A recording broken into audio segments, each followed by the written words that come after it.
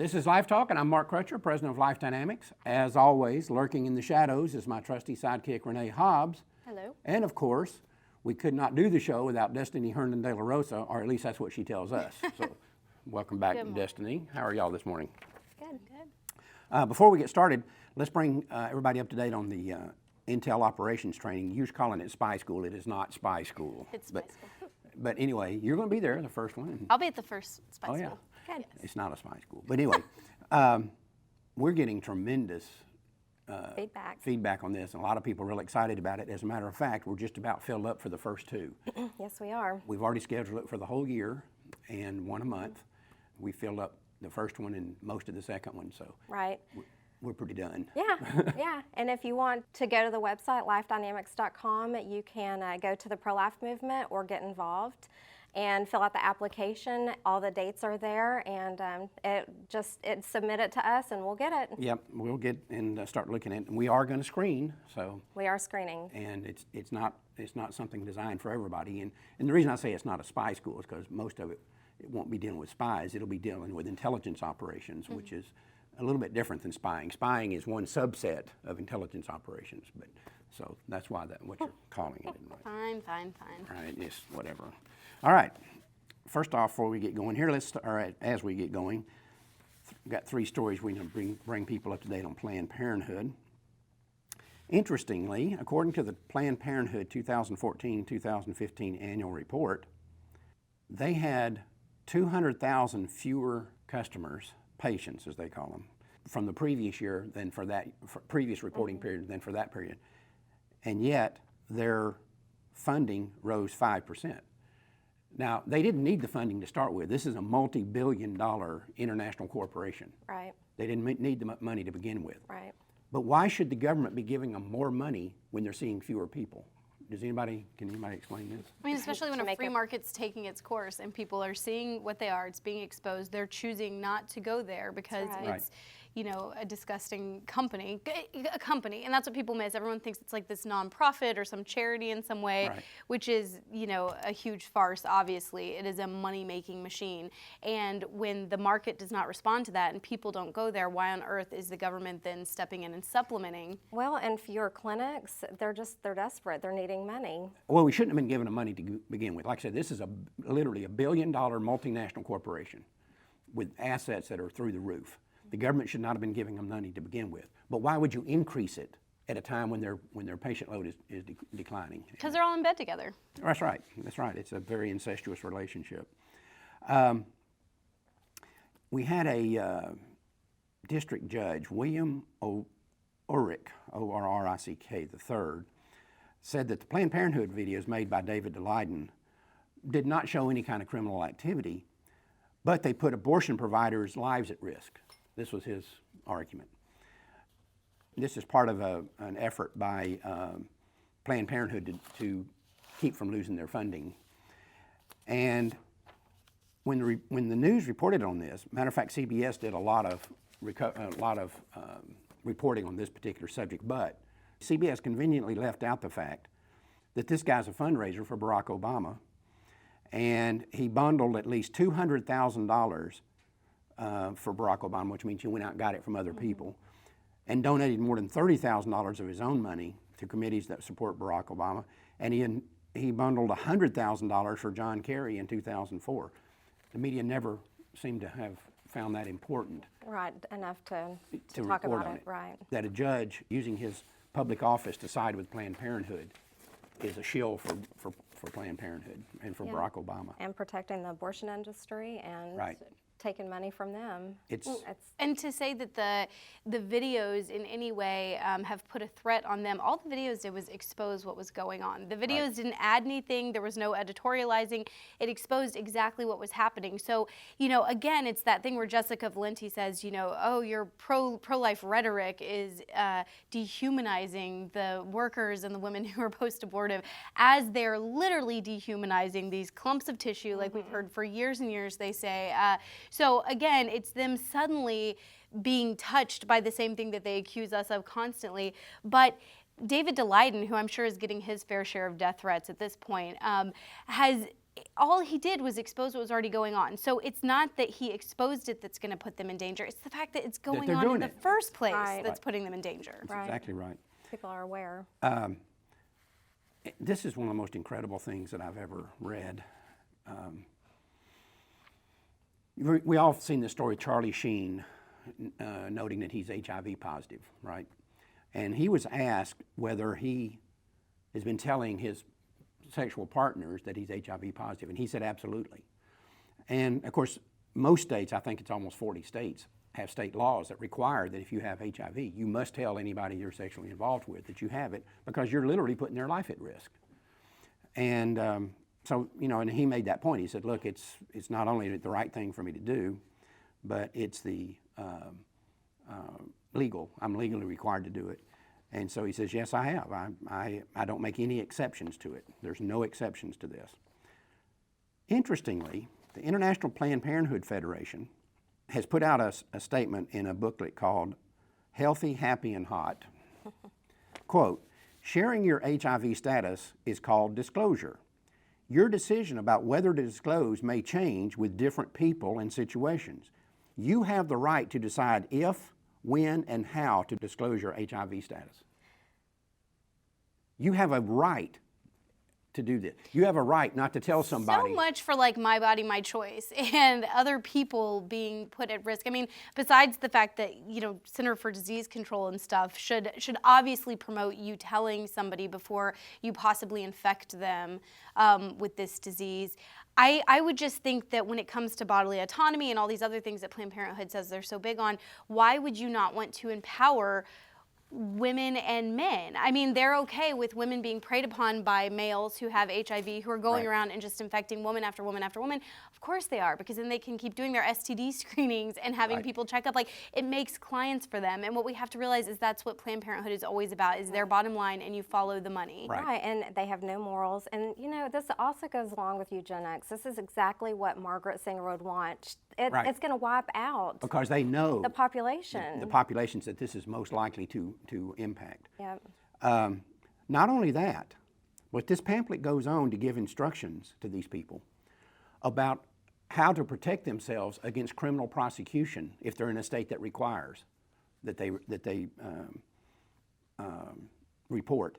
Then they finish it up by saying, quote, get involved in advocacy to change laws that violate your rights. In other words, your right not to tell people.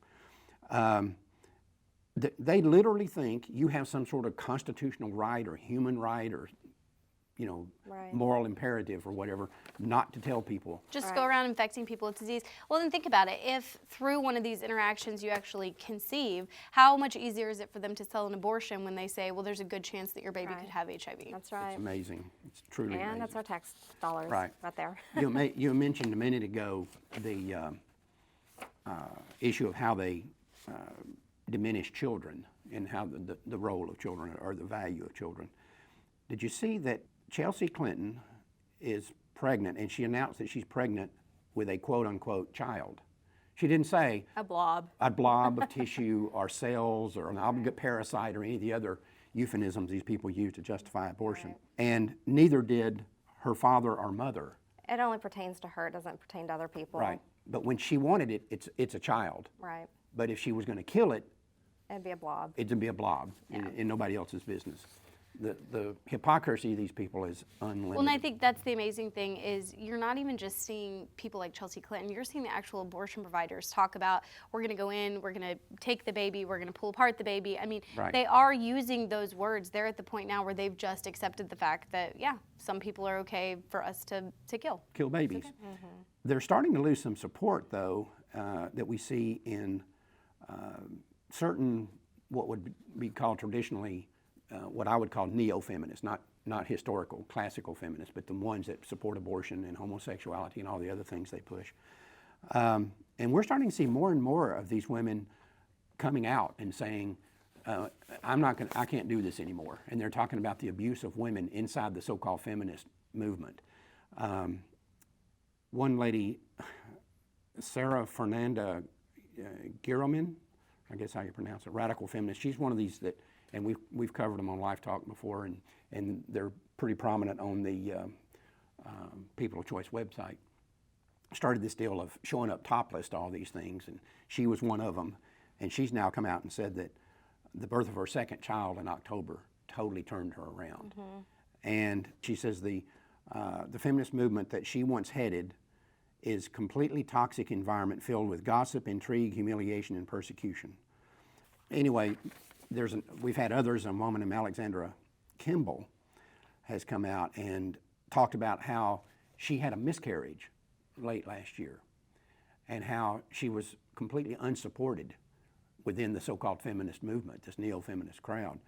Completely unsupported. Because they can't support you. They can't support you and mourn the loss of this life, because then it would show that there is some humanity in the unborn. And it's such a foundational thing in the radical feminist movement right now to not acknowledge that it's a human being, and they kind of acknowledge it if it's wanted, which to me that's just, it's so crazy, because this is a group that says, you know, most of them, I have no God, I follow science, but yet there's a difference in whether I want something or don't want something, then suddenly it changes the molecular makeup of this being and it becomes a human. Like, at what point does this magical human fairy dust get sprinkled on a baby? So women are starting to wake up to this, and the woman in the Federalist article who had the miscarriage is saying, you know, she couldn't find support anywhere within this community. And I think we see a lot of women. That's why we see these studies that say 90% of women don't regret their abortion at all, which we know that figure is completely off and Nonsense. And complete nonsense. But when you look at it, ironically, the one place for them to go is to the pro-life movement, because we will validate their feeling and their feeling of loss and the fact that, yes, this is a child that had human dignity and you can talk to us about it, versus their own side has no choice but to invalidate their feelings. They got to stay with the party line. Miscarriage and abortion, yeah. Right, hide their emotions too. And that's what she said. Yeah. She said, you know, there's no place in here for you. She said, we talk about, what is it, women's stuff. She says, we can talk about women's stuff all we want. We just aren't allowed to feel anything about it. Right. Well, and also think of how many of those women are post-abortive and Right. probably are still trying to convince themselves that they made the right choice. So the last thing you want to do is hear someone else say that they regret it, because then you might start regretting it as well. Another thing, this Urbana 15, which is a InterVarsity student missions conference for Christian organization, InterVarsity Christian Fellowship. Just recently had a speaker there, Michelle Higgins, who was trying to explain or trying to justify the Black Lives Matter behavior, that behavior of this organization. And she took that time to rail against the pro-life movement, just took off on the pro-life movement. Why is this woman speaking at a Christian conference? I have no clue. I'll just leave that answer, that unanswered. I think we know what the answer is. We're seeing around the country more and more concerns, particularly in states like Ohio and South Carolina, about what to do with fetal remains. What do you do with the dead bodies? And we've reported on this many times, and this has been a problem for years and years and years. Anyway, in one of the Daleiden videos, Renee Chillian, a Michigan abortionist, said, quote, talking about fetal remains, "We thought we'd give it to everybody in a gift bag. Then they can take it home and figure out what to do with it. It's their pregnancy. Why is this our problem? And I'm saying that in all seriousness," unquote. And when you watch the video, I mean, it's horrifying. The room actually bursts into laughter as she says that. She's chuckling as she's saying, in all seriousness. I mean, and I think she truly was serious. She goes on to recount how she had 5 months worth of fetal tissue in her freezer and had to go buy more freezer space, and how she was plotting a bonfire in upstate Michigan where she was saying, you know, I was wondering how far I have to get away from the road so that nobody would see the fire and the smoke. How many other times in history have we seen that same scenario of the smoke from these dead children? She goes on to talk about the incinerators and how we're going to get together with other local abortion clinics so that we can, you know, lump all of our dead bodies together and incinerate them. I mean, it is absolutely history repeating itself when you're watching a group of extremists try to dispose of human beings. And justify what they're doing. And justify it and joke about it. The fact that they seem so callously joke about it. And this was at a National Abortion Federation conference. So she's speaking to a lot of other abortion providers, but I think this is what the average person needs to see who says, I'm pro-choice because, you know, I personally wouldn't have an abortion, but I don't think we have the right to tell other people what to do. Listen to these people who are selling abortion, who are making money from abortion. It is modern day Nazism. Joking about what to do with the bodies. It's horrifying. they even talk in here at this National Abortion Federation conference about something we've talked about many times, that they pack them up when they can't get them to a local place to get rid of them. They pack them up and send them out of state, and they send them by FedEx and UPS. They talk about this, and she talks about how what happens. He said, what if the truck, UPS truck, gets in a bad snowstorm like there was this winter and got delayed, and their truck starts stinking? I mean, every state law is different. I know when I wanted to actually put the fetal tissue in my car and drive it to the crematorium in Illinois. That's what you were talking about. They're going to drive it up there by themselves. But I wonder if they tell what they put on the box. If a FedEx driver comes up and says, what's in this box? I'm at an abortion clinic. I'm picking up this big box to go to this crematorium out of state. What's in this box? Does he have the right to know? I think he does. Because Sure. he's a participant now in the death of Right. this child. Well, and the first thing she says is that Stericycle fired her, which I thought was very interesting, because I think there are some Stericycle, which is what most of us see out when sidewalk counseling. You see the Stericycle trucks pull up. But she says that their hospitals in Canada who are performing abortions actually would use a Stericycle site in Portland that is a waste to energy. And so she says, we don't want that to get out because that would be a PR nightmare if people knew that basically we were converting dead fetuses Right, to and we energy. covered that a few Right. months ago. Right. Right. I want to touch on something real quickly here. This is a story we've talked about many times in the past, and I want to make everybody understand before we get into this. I'm obviously a big-time supporter of adoption. I have an adopted daughter. She's standing right over here as we speak, and so I'm a big-time supporter of adoption. And I saw this story. I don't remember where it was from, but anyway, this couple saw the videos, a video on an unborn baby that someone didn't want or whatever, and they offered to adopt the baby. And there was all this talk out there, well, this is the solution to abortion is adoption, and that we ought to just, and I had a couple of people contact me, and we got one letter and one call, one email and one call saying, you guys ought to really focus in on adoption on your show and really push adoption because that ultimately is the solution. Like I said, nobody's a bigger supporter of adoption than I am, but it is not the solution to this problem. What you have to understand, and this is what the pro-life movement has been reluctant to grasp a hold of, is that when a woman is pregnant and considering abortion, for the vast majority of them, and you and I have talked to them, we talked to them on the phone, and I've talked to them for 35 years, the vast majority of them are not concerned about having a baby. The vast majority of them are concerned about being pregnant. It's not that they don't want the baby, it's that they don't want to be pregnant. And the mind game that I've always asked people when they argue this with me, I said, listen, if you were at a CPC and a girl came in and said, you gave her a free pregnancy test and she says, okay, I'm going to go get an abortion, and you start talking to her about adoption, first off, you're not talking to her about what her problem is. Her problem is that she's pregnant. Her problem is not that she's going to have a baby. And if you think that's not true, think about this. If you said to her, we have a magic pill here at the Crisis Pregnancy Center that we can give you right now, and it will speed up time, and you'll go through the whole gestational process, and in the next few minutes you'll give birth to a baby, and you can leave. 30 minutes from now you'll be in your car leaving, and we'll take the baby and have it adopted. Do you think those girls would take that pill? And I'm telling you, 99% of them would, because it now keeps them from being pregnant. So it's not that they don't want the baby, it's that they don't want to be pregnant. All of them know that if they don't want the baby, somebody else does, and that there are no unwanted babies. This is another gigantic lie that the abortion industry tells. There are no unwanted babies. Every baby that they abort is wanted by somebody. And so we need to push adoption. I don't argue that we shouldn't. For those women that we can talk out of the abortion or convince not to do this, and they still say, but I'm not prepared to raise a baby. Okay, that's fine.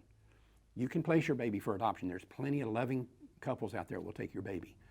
But we can't see the promotion of adoption as the alternative to abortion because it does not solve the pregnancy issues. Well, and when you talk to these girls, I know from doing sidewalk counseling or even in pregnancy centers, they'll say, when you bring up adoption, well, I couldn't give my baby away. Right. And you're like, first of all, you're giving it away to a dumpster, you know, if you abort. But it really is something, because they know that there's going to be some form of attachment that happens during that 9-month period, and they know that's just going to create all of this emotional bonding and everything else. And so I agree, it's a matter of showing them the humanity of the unborn, even when it's this, teeny tiny zygote, so they can understand what truly it is that they would be giving away one way or the other. Yeah, I've had that same exact conversation, and it's maddening. Oh, I could never carry the baby for 9 months and then hand it over to somebody else. But I could kill it now. But I could kill it. Yeah. You think, where's the logic in this? Yeah. How is your mind operating in this fashion? Well, because they bought into the lie that there's the magic human dust that happens at some point. They don't realize that it is a human being from the moment it first exists. As it's in the womb, it's a nothing. But as it travels 6 inches down the birth canal, then all of a sudden it's this beautiful human being. Yeah. Right. It's preposterous. I want to ask a question. Whatever happened to choice? The ACLU, the state of California, Pennsylvania, a judge in Pennsylvania now is saying that pro-life people must do abortions. If they run a CPC, they must refer for abortion. The ACLU wants Christian pro-life doctors and nurses to be forced to participate in abortions. This Pennsylvania judge, Judge John E. Jones III, Middle District of Pennsylvania, rejected an argument by CPC in Harrisburg that they provide health insurance to their employees.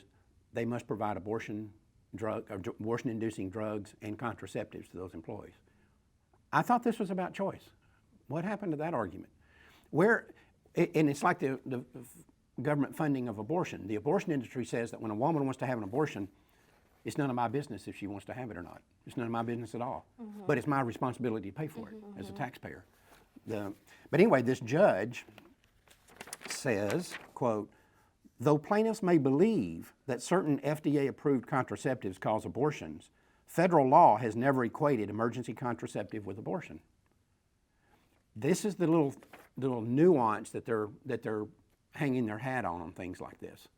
And it says although the plaintiffs may believe, well, if it acts after implantation, it's an abortion. It's not a matter of what they believe. It's a matter of what the physical realities are. But I'll say this is something that by and large the church believes, not the Catholic Church, of course, but the Protestant Church will say, I rember sitting in small groups with women after church and them talking about their IUDs and what birth control pills they're on. And it is such a disconnect once you finally understand the way birth control works, and the fact that the first line of defense is to keep you from ovulating and basically convince your body you're pregnant, which I think has a whole slew of effects now that I'm in my 30s and watching so many women I know who have been on birth control for 10 years and can't conceive, but that's a whole nother issue. The second line of defense is creating a hostile environment inside the uterine lining. And when you look at the pamphlet that comes with your birth control, you see this. It clearly denotes this is the way that it works. So if I ask probably someone who would consider themselves pro-life but isn't active in the movement, and I say, okay, when does life begin?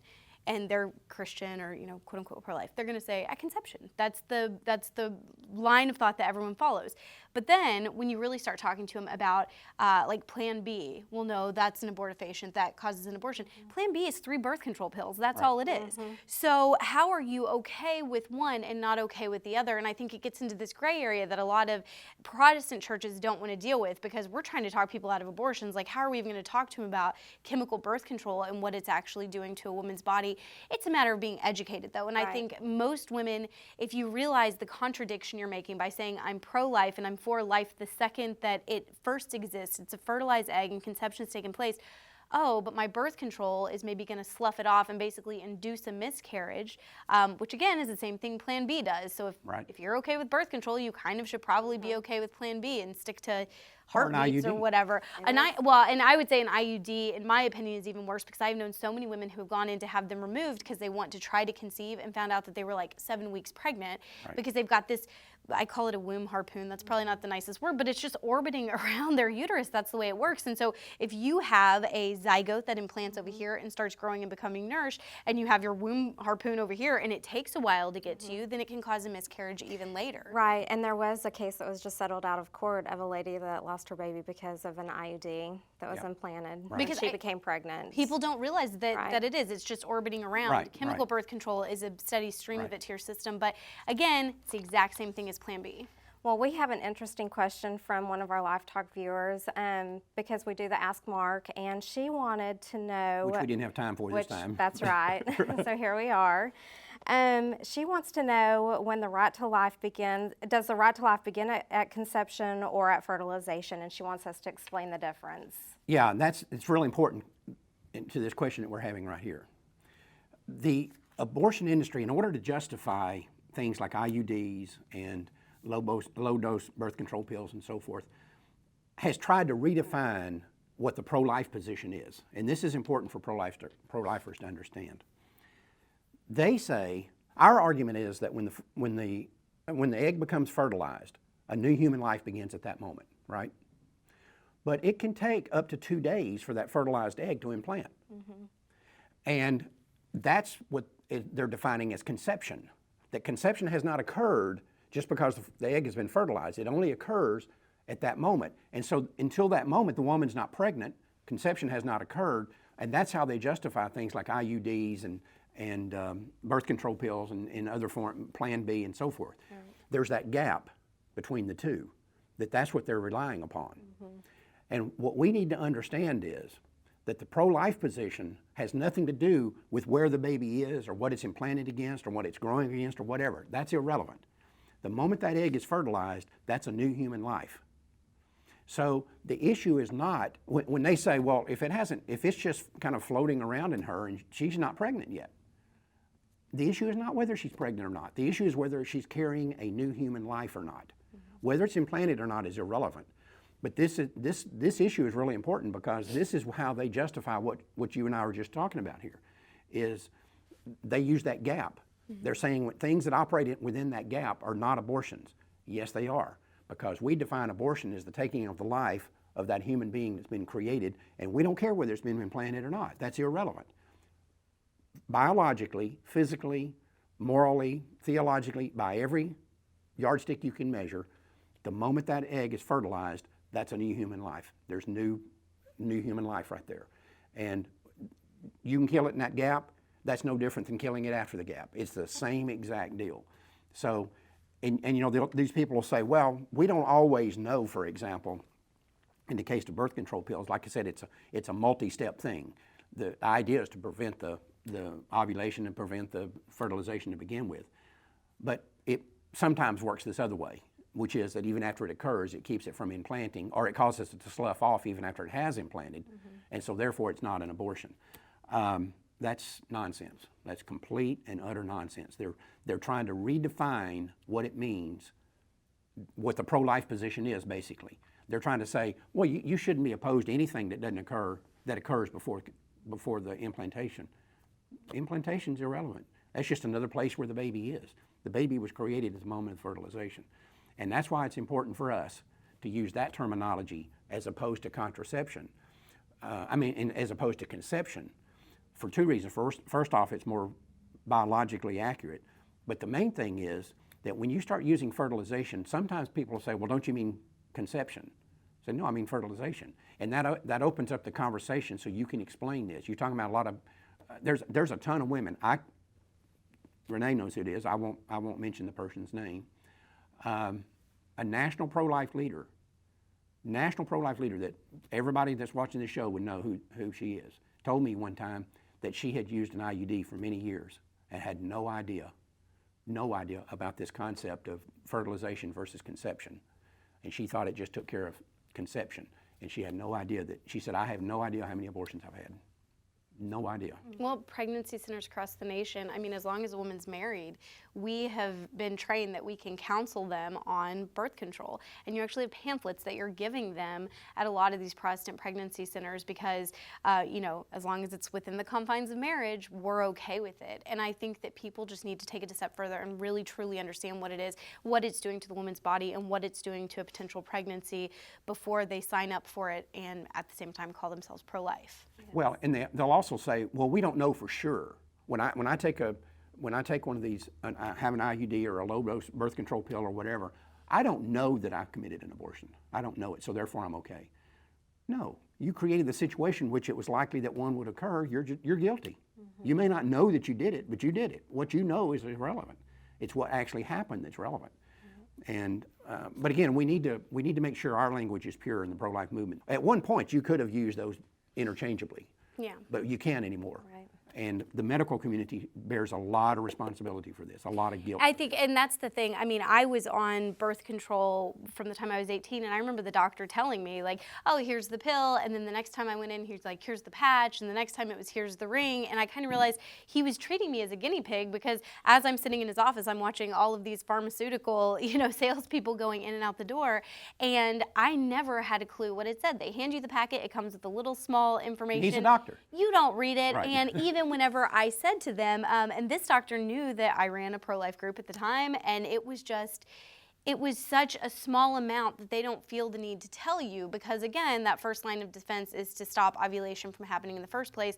And so they say, yeah, well, I mean, it could happen, it might not, it's not a big deal. You even press them on it, and they really give you misinformation. You have to read what the actual packet says that comes with your birth control if you want to make an informed decision. And I think, we have so many women right now who are living these crunchy, holistic lifestyles and are all organic and don't put any chemicals in their body, and then they don't realize that chemical birth control is a class 1 carcinogen. You are feeding your body every single day. Right. So, I mean, it's not even just what it could do to your pregnancy, but it's also just what it's doing to women. And I think the more that we educate them, the more that they can make informed decisions about what exactly we covered a they're story, and we're totally out of time, but we can't get into it too deeply. But we covered a story several years ago, long before you were even at Life Dynamics, about this situation they discovered up in Colorado, where all these fish in this river were turning out to be sterile.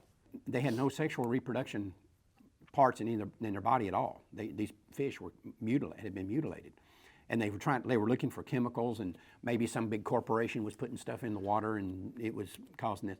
What they eventually figured out was it was birth control, and what had happened is they said that some of the chemicals that are in some birth control methods are so powerful that even after they go through a woman's body and she urinates them out, they get into the groundwater, they go through the treatment system, or they get into this river. They're so powerful, they're still there. And they found the residue of that in these fish. And yet, that didn't say something to them? Right. Didn't give them a heads up here? Anyway, it's outrageous. Scary times. We're out of time for now. For daily news updates, go to prolifeamerica.com. And don't ever forget, Life Dynamics is not here to put up a good fight, we're here to win. Because winning is how the killing stops.